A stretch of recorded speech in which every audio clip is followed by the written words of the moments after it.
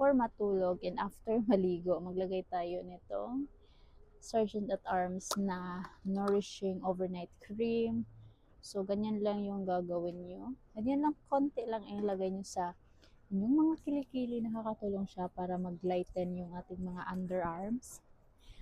Consistent na kayo sa paggamit, guys. Makita nyo rin yung result. Ito yung ginagawa ko sa gabi. Sa umaga naman ay nagsiserum. At ito yung ginagamit ko, yung spray nila. Ayan, silang tatlo. Perfecto. Especially ito, perfect siya gamitin kasi nagla-last talaga siya all day. Itong Sergeant at Arms Day Use Spray.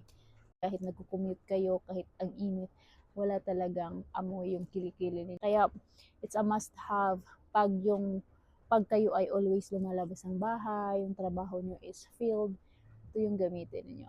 Perfect.